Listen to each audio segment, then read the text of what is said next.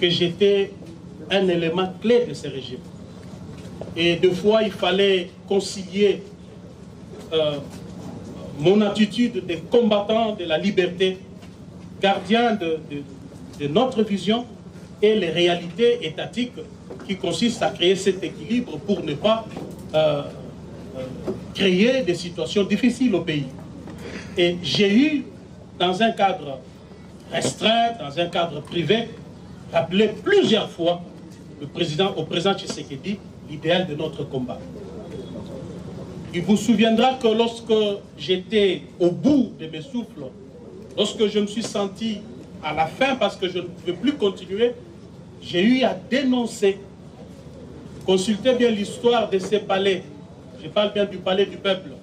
Consultez son histoire. Depuis notre accession à l'indépendance, y a-t-il eu un jour un vice-président de cette chambre, élément clé du pouvoir, qui a décidé de descendre du perchoir pour dénoncer l'hypocrisie du régime auquel il appartient? Avez-vous vu ça? Je suis le premier à l'avoir fait. Donc si je l'avais fait, ça voudrait dire qu'en aparté, j'ai beaucoup fait. Mais quant à l'attelage mal assorti, ce que les Kinois appellent Sanguissa Sanguissa, nous ne serons pas prêts à faire cela parce que nous avons vu les dégâts que cela a causé au pays. C'est comme si on était dans une sorte de course à l'accession du pouvoir. Juste pour accéder au pouvoir, c'est partagé entre acteurs politiques et du coup, on prend le peuple en otage parce que ce n'est pas la vision qui guide l'action politique, mais plutôt les intérêts, notamment le partage de pouvoir, le partage du gâteau bien entendu, et les intérêts que cela procure. Donc demain, l'AC va s'engager dans le processus électoral pour gagner les élections à tous les niveaux. En tant que parti politique, notre objectif serait de conquérir le pouvoir pour concrétiser notre vision. Je vous ai dit ici que notre vision, je l'ai même résumée. Je l'ai résumée. Elle consiste en quoi? La réformation de l'homme congolais, la refondation de l'État. Nous considérons l'État comme la superstructure sans laquelle aucune société moderne ne peut être battue. Sinon, vous allez vivre dans une jungle comme on est en train de le vivre. Nous avons parlé aussi de la mise sur pied de modèles économiques et financiers adaptés au contexte congolais. Et enfin, nous parlons de la révolution du social des Congolais. Vous allez voir que le social du Congolais, que beaucoup de politiciens, des candidats présidents vont vous brandir demain dans leur campagne pour dire voilà, nous allons construire des routes, nous allons construire des hôpitaux, nous l'avons relégué à la fin. Parce que nous estimons, dans l'Alliance pour le changement, que la priorité des priorités, le vrai problème dans ce pays, c'est d'abord l'homme congolais, mais ensuite l'absence de l'État comme superstructure sur laquelle doit être bâtie toute vision, tout projet de société. Sans un État, rien ne peut être fait. Donc l'État que moi je suis en train de viser ici, c'est le Léviathan. L'État, c'est la force qui écrase tout. L'État, on ne l'affronte pas. L'État, on ne le défie pas. L'État n'a peur de personne. Et quoi déjà vice-premier ministre, ministre intérieur et sécurité, Jacquemain Chabani, a lobby pas d'activité dans le siège à IDPS, où il y a 10e mairie, et puis c'est la permanence à IDPS, balingi lisusu, bambutu mbutu kuna soki mukete, bokozo yango na ba prochaines éditions, il y a journal télévisé. Lelo IDPS to komi na pouvoir,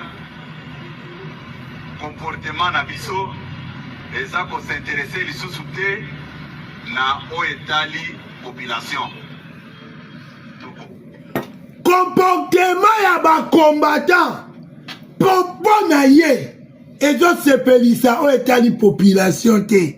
Ça veut dire quoi?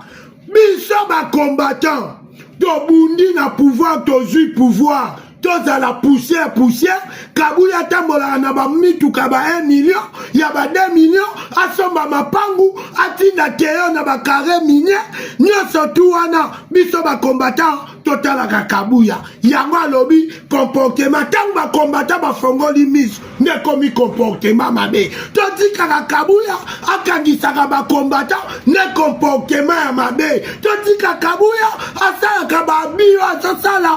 comportement mabe toti Kabuya na temple de la résistance UDPS akumisa lobate Kabila moto malam ne comportement mabe bolanda Comme il faut s'intéresser na ba avantage personnel na biso intérêt personnel na biso avec la politique d'autres intérêt personnel na biso ba haine muto motema mabe lokwa Kabuya zate Kabuya boni a conseillé batu makambu pas président de la République Kabuya longoli batu ebele pas président de la République Kabuya intérêt nini oyo Kabuya avant to bana na opposition Kabuya ozaki na nini na komi na nini chimanga vidie chimanga nde mtu asombela omutuka okenda kolela pa vidie chimanga asombela omutuka ozaki na nini biso tu tozaki lelo côté mais mito mitala sikoyo biso na ba combattant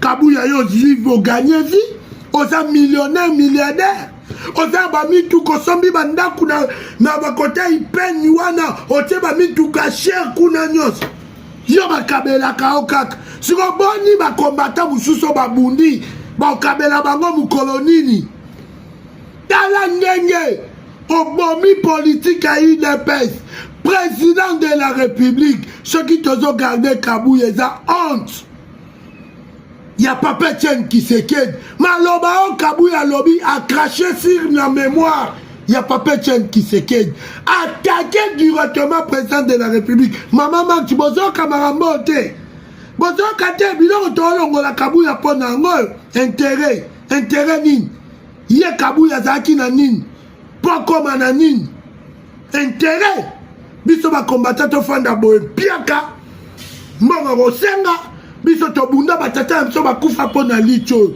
ye nani akufa pa na bango pona licho kashoni Kabuya takota pona licho toyebani toloba mukie lelo to sa analyse na maluba na ye boye là que j'y me mets.